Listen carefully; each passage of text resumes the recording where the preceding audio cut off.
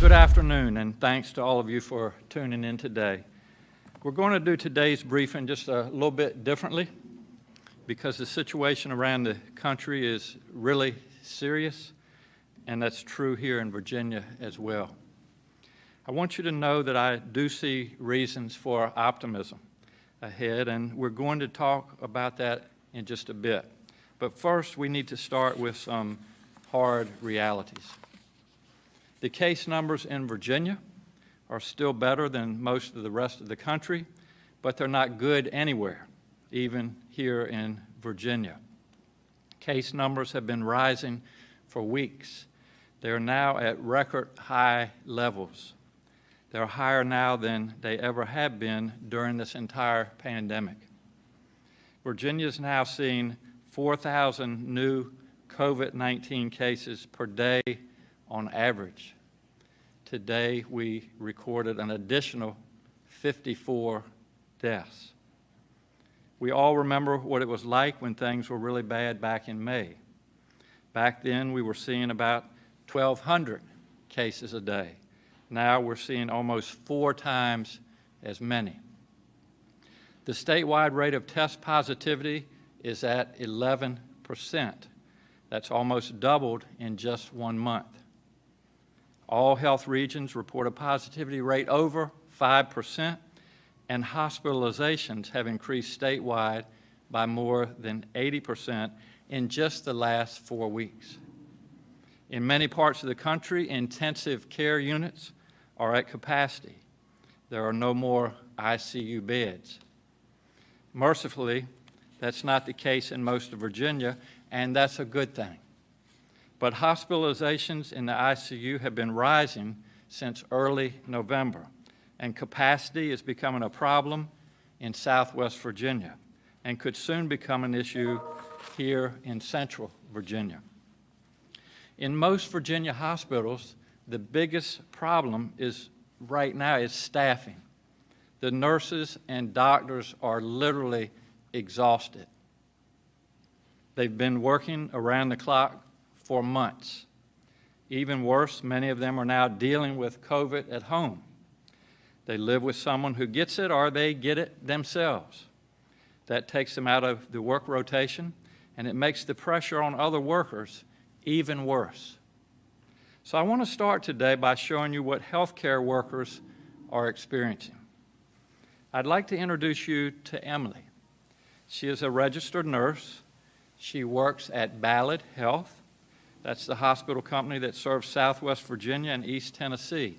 It's my understanding that the sound may not be quite as good in this room, so listen up, but hopefully those of you that are viewing will be able to hear this well. Let's listen to Emily. Okay, so I guess where to start. We started this fight together. We started staying at home, not going out unnecessarily. As a community, I think that everybody did really well. They fought with us. We were trying to stop the spread of it. Everybody knew how dangerous it was. They supported us. We felt like they were behind us. And now, I guess they're tired of it. I guess people are tired of being alone or in their homes and want to get out and be social again. And we understand the importance of mental health, but the fight is getting out of hand. It's getting worse. It's spreading. I work on the COVID ICU, and I've been down here for about a month now, solid. We're losing more than we're keeping. I put an ungodly amount of people in body bags that I wasn't prepared to do, that I wasn't prepared to give up on a patient, but there was nothing else we could do, and we lost them. There's been days that I have lost 2 patients, did their care and got them moved out to the funeral homes and had to take 2 right back that were equally as sick. I go home, I carry it home, I cry a lot. I cry a lot.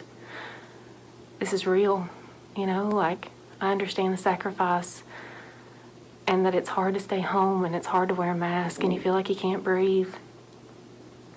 But seeing these people die that can't breathe, you know, like it starts to take a toll on you. And you feel so frustrated that they didn't take it serious, you know, like I can't tell you how many patients that we've had that they contracted it at a ball game or at a family affair of some sort, you know, some birthday parties or dinners, or I've not seen my grandparents in a long time. I sacrifice my time, I give it here, and I don't get to be with them at home or around a Thanksgiving table. I'm giving these patients my all.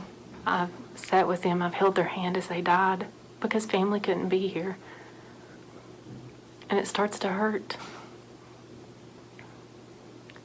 And if you could just stop one case by wearing a mask or staying home when you didn't have to go out, it would help us so much. Just one case. If everybody did that for one person, I think we could stop this. Thank Emily for sharing her experiences with us. And I did want to repeat her last words for those of you that may not have heard them, but they're powerful words. I'd quote, "If you could stop just one case by wearing a mask or staying home when you didn't have to go out, it would help us so much. If everybody did that for one person, I think we could stop this," end of quote. And you know, Emily is right. We need to do what she's asking. So here are our next steps in Virginia. Starting at 12:01 a.m. Monday morning, Virginia will go into a modified stay-at-home order. Every day starting at midnight and lasting through 5 a.m., unless you are commuting to or from work, you are asked to stay at home. It's a reminder that you should stay home whenever you can during the rest of the day. But from midnight to 5 a.m., you need to stay home. If you don't need to go out, go home. This is just plain common sense. That's the first way we're going to respond to Emily. You heard the other thing that she asked for, and that was to wear a mask. So the new rules will be clear. If you're indoors and you're around other people, you need to wear a mask. If you're outdoors and you can't stay 6 feet apart, you need to wear a mask. When you're at work, wear a mask. When you're watching your kid play soccer, wear a mask. That's really simple, and we can all do that. So please, wear a mask. That's the second thing we're going to do for Emily and the nurses like her. Then we need to limit social gatherings to no more than 10 people. It was 25 before Thanksgiving, but cases went up, so we have taken that action. The virus we know spreads when people are around each other in groups. When groups are smaller, it spreads less. That's one more reason why it's important to stay home. If you don't need to be out, we ask you to stay home. So I want to be clear, Virginia has significant limits on capacity in restaurants already, and these will remain. Bars are closed, no alcohol sales after 10 p.m. There must be at least 6 feet between tables. Wear a mask if you're not eating, and everyone who works in a restaurant must wear a mask, whether it be waiters up front or cooks in the kitchen. Everyone must wear a mask. These new measures will start at 12:01 a.m. on Monday morning. They will be temporary, at least for now. They will remain in effect through January the 31st and certainly not forever. But I want everyone to understand this up front. We don't want to extend this, but we may have to. It all depends on what the virus is doing next month, and that depends on what you do right now. If the virus starts to come under control, we may be able to loosen up. But if not, we may have to take further action. In the meantime, we are stepping up enforcement. Here's where I'm so proud of Virginians. The vast majority of people and businesses are doing the right thing. You're looking out for one another and doing the hard work that matters, staying home and wearing a mask when you need to go out. But not everyone. ABC and the Health Department do most of our enforcement, together with the Department of Labor and Industry and the Agriculture Department. They have completed more than 200 visits just since the current rules took effect less than a month ago. They are seeing compliance rates of about 90%, and that's really good news, and I appreciate everyone working hard to do the right thing. But not everyone is doing the right thing, and that's really too bad for Virginia. Some people and some businesses are literally being selfish. By not doing the right thing, they're making things harder for you and for everyone across Virginia. We received the most complaints about people not wearing masks in businesses, mostly restaurants, brick-and-mortar facilities, the grocery store, and convenience stores. So far, our safety teams have issued 181 enforcement letters for violations.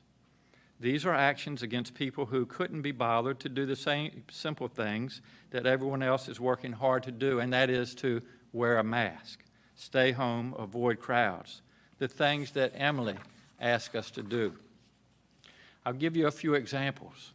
In Petersburg, the health district obtained a warrant for a Class 1 misdemeanor against a restaurant owner just a few days before Thanksgiving. They suspended the restaurant's operating permit because people were at the bar, there was no social distancing, employees and patrons were not wearing masks, and the restaurant was over occupancy limits. So they got shut down. At least 4 other restaurants have lost their permits recently, just in the Richmond area alone. You'll recall that we stepped up enforcement in Hampton Roads after cases soared there over the summer, and several restaurants there also lost their licenses. So I can't understand why anyone wants to flaunt these rules, because they make such a big impact, and they are really easy. Stay home. If you need to go out, wear a mask. That's it. But a handful of people still need to get the message that this is serious, so enforcement will continue and enforcement will be stepped up. Now, I want everyone to understand this is not about getting people in trouble. This is about doing the right thing. Stay home whenever you can, wear a mask when you have to go out. If you can telework, you need to do that. We have a telework policy in place for our state workforce.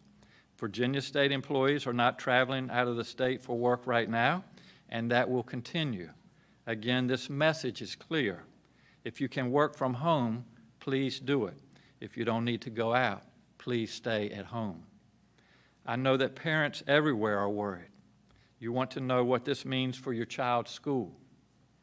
The simple answer is this does not change anything about schools or colleges and universities.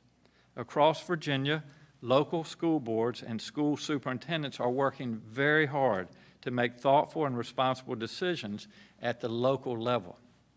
Local leaders know what's right for their community. Virtual learning or virtual learning together with some in person. We're going to keep working with local leaders to make sure they have the information they need to make these important decisions. Everyone wants to get students back in school as safely and as quickly as possible. We know that that is the best place for our students. Parents and students are also worried about recreational sports. The measures we're announcing today include limits on spectators for recreational sports, 25 people per field for indoor sports, and 2 guests per player for outdoor sports. I'll repeat that, 25 people per field for indoor sports, and 2 guests per player for outdoor sports. I know that watching your child play a sport that they love is an important experience. Pam and I have had that same experience, but I would encourage schools to consider creative ways of allowing spectators streaming games online, for example. Schools should also consider moving sports outside if they can. Just because school basketball is typically played indoors doesn't mean that it has to be. So we're considering ways to get our teachers vaccinated, because that's an important step in getting schools back to in-person learning quickly. We're also working with education leaders on ways to help students catch up, because we know these few months have been very, very hard. Now I'd like to take a moment to talk about our faith communities. This is a holy time for multiple faith traditions. Tonight, as a matter of fact, is the first night of Hanukkah. Christmas is 2 weeks away. The holidays are typically times of joy and community. We gather together, we celebrate our faith, and we celebrate with family. But this year, we need to think about what is truly the most important thing. Is it the worship or the building? For me, God is wherever you are. You don't have to sit in the church pew for God to hear your prayers. So I strongly call on our faith leaders to lead the way and set an example for their members. Worship with a mask on is still worship. Worship outside or worship online is still worship. I can't remind Virginians enough how serious this virus is. And as I call on our faith leaders to set the example, I also hope that our local leaders across the Commonwealth will do the same. Many already have. We have seen so many people who didn't fully realize how dangerous this disease was until they experienced it themselves. I want to share this message that Hillsville Mayor Greg Crowder posted on Facebook this week after he tested positive. As you all know, Hillsville is in our beautiful Southwest. He says that he felt the odds were in his favor until he experienced COVID himself, and he is suffering. In fact, he said, "This is absolutely awful, and it tortures you." That's his quote. I want to read more of Mayor Crowder's words because I think it's important for people to hear how serious this is, even for someone who has not and hopefully will not need to be hospitalized. Quote, "I had bragged about how I hadn't let this virus change my life. Well, I can tell you it has now. I never could imagine how bad a muscle or joints could hurt. I've run a fever for so long I can't turn my neck. I can barely walk from the sheer pain. I can't get comfortable. I sleep 30 minutes at a time. I'm sharing this so maybe someone with the mindset I had will give the virus the respect it deserves, not to fear it, but respect it. Wear your mask when out. Wash your hands every chance you get." Hillsville is in the Mount Rogers Health District in Southwest Virginia, in a region that has seen a large surge in COVID cases. Again, I want to thank the mayor for sharing his experience with the rest of Virginia. I also want to send Mayor Crowder my best wishes, and I very much hope that he gets well soon. And for everyone else, please, please listen to his advice. So wear your mask, wash your hands. You do not want this virus.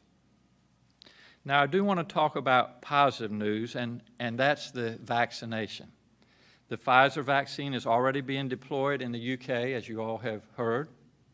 And today, the FDA is meeting to take action on the Pfizer vaccine here in the United States. If approved, we can expect vaccinations to begin in Virginia within 24 to 48 hours, just as soon as this weekend, possibly. Again, this is very hopeful news. These vaccines are created by the world's best scientists, and getting ourselves vaccinated is the only way to end this pandemic. It will be the light of a very long and dark tunnel. My family and I fully intend to get vaccinated, and I hope every Virginian will do the same. Our Department of Health is experienced in vaccination, and they have a plan in place for how to do this. Now I'll be glad to take your questions. Governor, regarding the enforcement, are you referring to just a continued enforcement with businesses, restaurants, things of that nature, or is that also referring to the stay-at-home order? And if so, how would that latter part look like? And also, can you just clarify the difference for the mask mandate here? What's different now than what currently is? Yeah, Cam, thank you for the question, and I'll start with the mask. And you know, to date, we have required the use of or wearing of mask inside, especially when you're involved with service to the public. So that is expanding to anybody indoors, especially when they're not able to keep 6 feet of distance.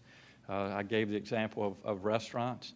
We have also seen convenience stores across Virginia where people have walked in and none of the employees have on masks. So everybody indoors, everybody will be required to wear a mask. As far as outdoors, we know that when people are gathered tightly together and individuals don't have masks, we know that the virus spreads through being aerosolized. And so if one can't maintain 6 feet of distance outdoors, they're going to be required to wear a mask as well. Regarding the enforcement, it will be similar to what we've already been doing, especially in places of business. But the enforcement will be stepped up. And I commend our agencies across Virginia. They've been doing a good job, but I've asked them to continue to do the same and increase that. And I'll just use an example, Cam, when we had the numbers rising in Hampton Roads. Most people were doing the right thing, but there were a number of businesses that weren't. We went into those businesses. Some of them were shut down, and the word spread. And I just want to make sure that Virginians take this seriously, because we're serious about it, and not to, reiterate, but we're very concerned about our hospital capacity, especially in the Southwest, and if the numbers continue to go up, we're going to have some real challenges, and so that's what we plan to do with masks and the enforcement. Yeah. That 12 to 5, is that going to be something that's enforced? That's something that we will ask Virginians to follow those guidelines, and that's the way we'll move forward with that. Luann Rice, Roanoke Times. Good afternoon, Governor. Could you explain the reasoning behind the curfew and what, staying home between midnight and 5 a.m. will actually do to slow the spread of this virus? Thank you. The question is the curfew, the stay-at-home that is between midnight and 5 a.m. And I'll use 2 words to summarize. It's called common sense. I also said something that my parents taught me when I was younger, and that is that nothing good happens after midnight. So we're asking individuals, when our bars close, when restaurants close, unless they have any other business, unless they're working, traveling to and from work, they need to be at home. Just a follow-up on the curfew. North Carolina decided to do 10 p.m. I already know that a lot of our businesses are, closed after midnight anyway. Just curious about why you decided to make it a little later for Virginia. And then as a second question, just curious about the state of testing. Since our positivity rate is now 11%, is there anything the state is doing to make sure that we have ample testing, and where are we on that? Yeah, Mel, thank you for your questions. And the first question is why midnight? We're trying to follow the guidelines that are already in place and be consistent. And as I said earlier, we've stopped the sale of alcohol at 10 o'clock. Restaurants close at midnight, and so that's why we made it from midnight to 5 a.m. Regarding testing, I don't know, Dr. Carey or might want to take that, but we're testing on average over 20,000 individuals, and I'll let Dr. Oliver comment, but I'm confident that we have the supplies that we need, and the turnaround time is much improved. Still room for improvement, but Dr. Oliver. Thank you, Governor. Oops. So as the governor mentioned, we are averaging about 20,000 tests per day. We have plenty of test supplies. We know now that the National Guard will be with us through March of next year. We will continue to mobilize teams with the Guard to do testing. Our local health departments are doing a lot of testing. Commercially, the labs are also doing, most of those 20,000 tests are being done. Commercially, the turnaround time is under 2 days across the Commonwealth. So that's not the problem. The problem with the test positivity is not that we're not doing enough testing, but that the disease is just spreading quite widely, and the number of cases is quite high. So the steps that we have outlined and that the governor's talked about and in terms of mitigation are what we need to do. People need to wear their masks, watch their distance, and wash their hands, and we'll get that back down. Sarah Rankin, Associated Press. Actually, this is Alan Bitterman. I'm going to fill in for Sarah. Governor, I had a quick question on schools. What's your thoughts on the fact that some private schools are operating in person in districts where the public schools are not open? Has there been any thought into, trying to make sure there's a uniform response, in areas where public schools are only virtual, but there are private schools that are offering in person? Yeah, thank you, Alan, and also thank you for just one question today. I appreciate that, and it's a good question. And Mr. Suderman's question was regarding the private schools are in person. Some of the public schools in the same areas are learning virtually. And so what we've tried to do, or what we have done, is allowed individuals to use their discretion, especially in localities. We know that one size doesn't fit all, and also the private schools may be in a different position as far as their ability to test, do tracing, et cetera. So we've given the private schools as well as the public schools the discretion on whether to teach in person or virtually, and that's the way we'll continue to move forward.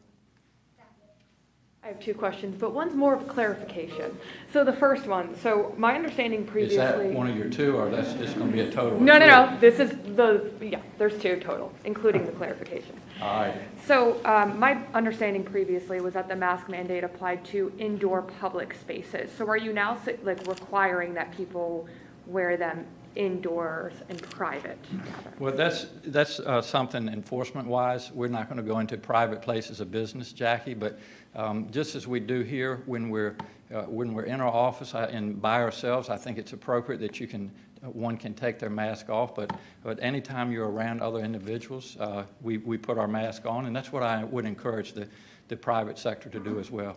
Gotcha. Okay. And then in regards to places of worship, so I've seen some states rolling back capacity occupancy here. It sounds like you're just encouraging faith leaders to sort of take the lead on this rather than instilling formal capacity limits. So my question is, why not do that ahead of the holidays when churches and others are expected to be busy? And did the Supreme Court decision influence that decision for you? Yeah, I think you just answered that question. But I will tell you, Jackie, and my church, as you know, is on the Eastern Shore, and they were actually worshiping from the parking lot, and we don't even have in-person worshiping. And so a lot of places of worship, most of them across Virginia have done the right thing. But there are some, and I've heard reports, just like everybody else has, that they don't use distancing inside the church. They're not wearing masks. And quite frankly, we know that a lot of the spread is coming from this because these individuals that are in a place of worship and contract the virus, then go out to their place of work or to the grocery store or the convenience store or wherever. And that's how this is spread. And so that's a long-winded answer to your question, but there is a case, as you know, at the Supreme Court in New York they were not able to enforce guidelines in places of worship, and so we're following suit with that. So the state hasn't done any enforcement in churches? No. Okay. And that will continue? That will continue. Okay. Jackie, that's 5 questions, just for the record. We'll go to Roberto Roldan with VPM.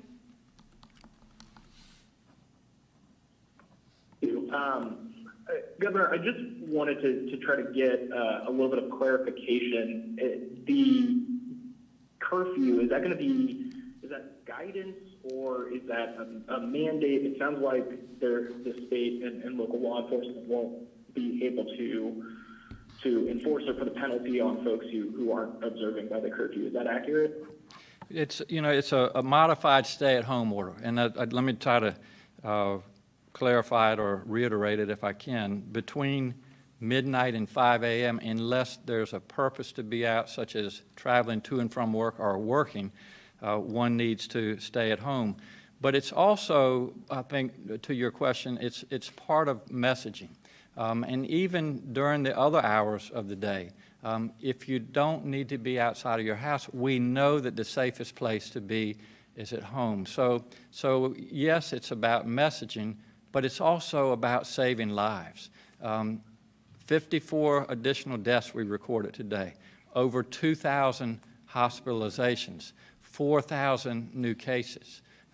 If you don't need to be outside of your house, we need to take this seriously. We need to stay at home. Yeah, I also have a couple of questions, but I'll start with the first one, which is just, is there a reason why you haven't expanded current restrictions on indoor dining and other non-essential businesses to reduce capacity or even close them altogether? I guess fundamentally, like, why focus on gatherings, but then Virginians can still go eat inside a restaurant? As you know, Kate, we've put some fairly aggressive restrictions on our restaurants. Bars are closed.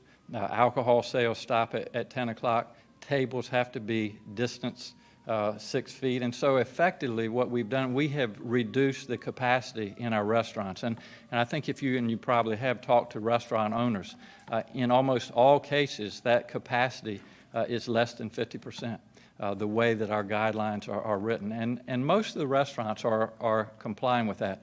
The additional step that we're taking today, because we have seen some of this, is to make sure that not only servers, not only patrons, when they're not eating or drinking, wear masks, but also the people that are working in the kitchen, the chefs, the individuals that wash dishes, et cetera. So we're encouraging everybody to wear masks, but they already have some fairly strict restrictions in the restaurants, and we're not changing that. Second part, like you mentioned, the current restrictions and the new ones announced today won't affect schools. And I think widely, a lot of Virginians are hearing that transmission isn't occurring in schools and that schools are taking steps. But I know in Southwest Virginia, school leaders or health officials have recommended that school districts shut down and stop in-person instruction until after the new year to try and reduce some of the spread. Mm-hmm. And so that to me seems a little incompatible, and I'm wondering, why ask for that if schools are also safe?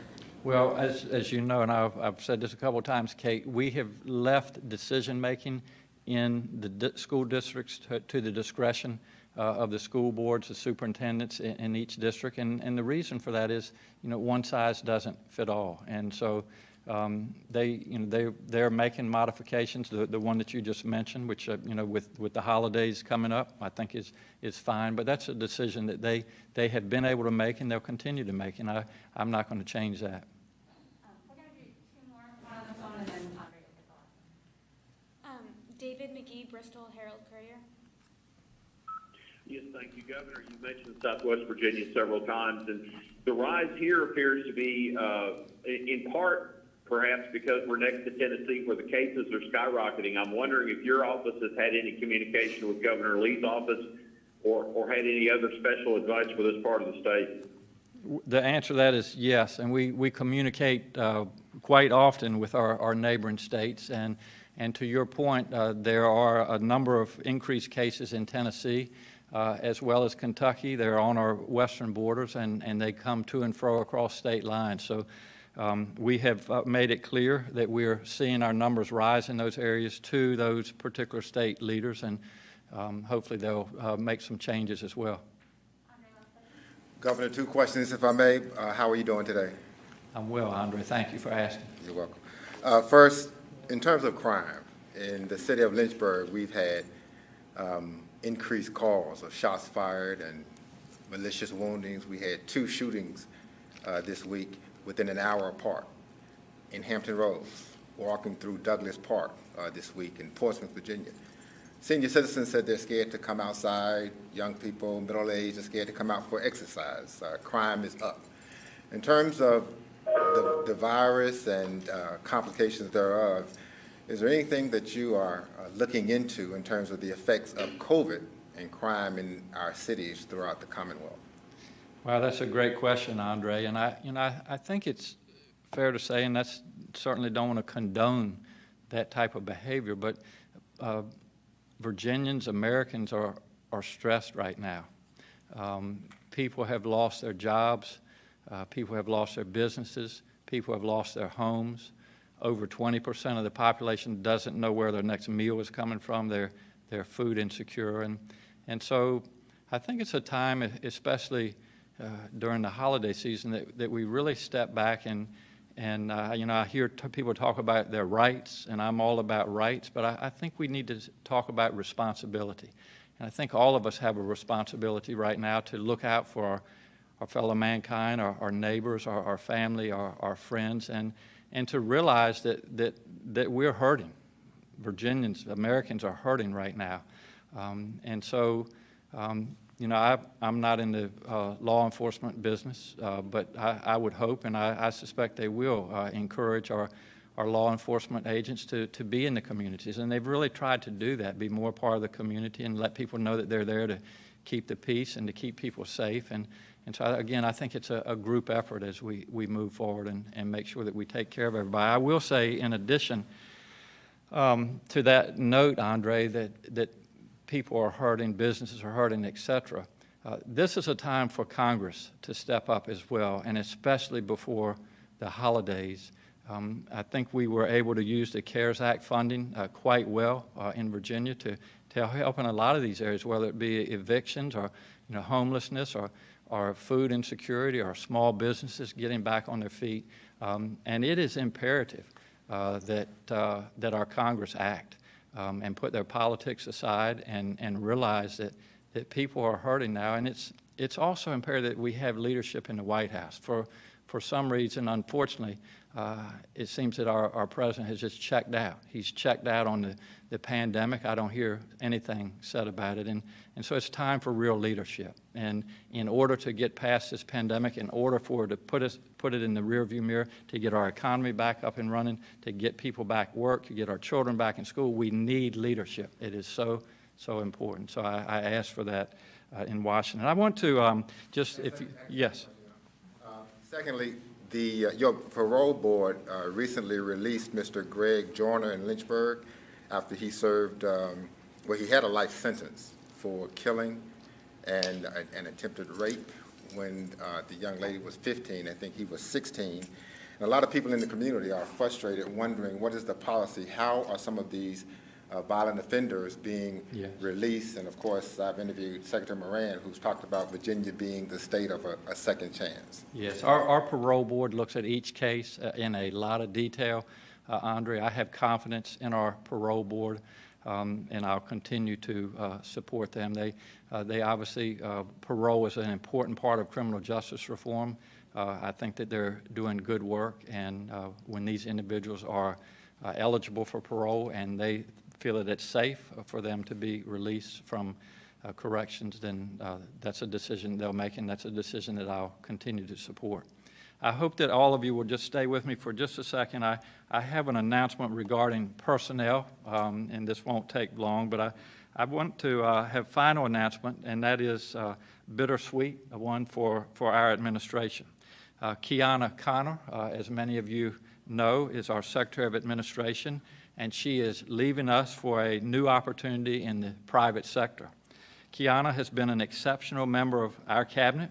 She has overseen 3 elections in the midst of this pandemic, and she has done an excellent job. She led the effort to transition our state workforce, thousands of people, to work remotely in a matter of days, and oversaw the work to ensure that we had the technology infrastructure to make it happen. Kiana has also led our Department of Elections through cybersecurity and technology reviews to make sure our election system is safe. She recruited the Commonwealth's first chief data officer, and oversaw the effort to make sure all levels of government share their data with each other. She has been the leader and greatest advocate for our workforce.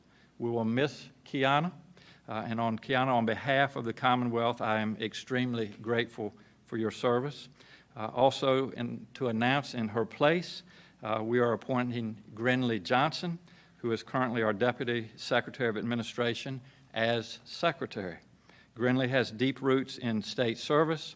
She was Deputy Secretary of Transportation in the McAuliffe administration and previously served as Chief of Administration for the Virginia Department of Transportation. She has served in the private sector as an accountant, financial analyst, and community relations consultant.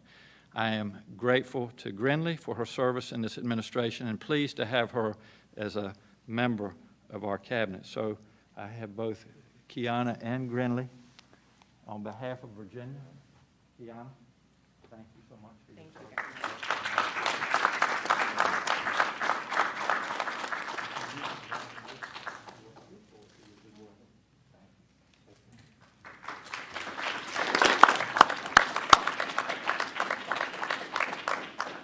One final note, as I mentioned earlier, this is an extremely important month for our faith communities. It is indeed the holiday season.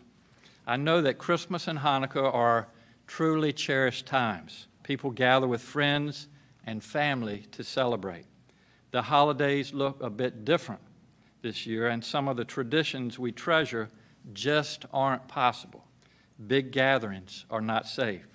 But the holidays are also a time to remember that we're part of something bigger than ourselves. We remember the men and women who serve our country, especially those who are away from their loved ones this time of year. And we also remember the nurses and doctors who continue to save lives in this pandemic, as well as the essential workers. This season, I am most grateful for the people of Virginia. You have shown remarkable resilience and generosity this year. It has been a tough one, I know, but as we look ahead to a new year, I see reasons for hope and optimism that in the coming months, things will be better. So to all of you, thank you for being here today. Thank you for viewing from home. And if I don't speak to you before the holidays, all of you, I wish you a safe and peaceful holiday season and a much better 2021. Thank you very much.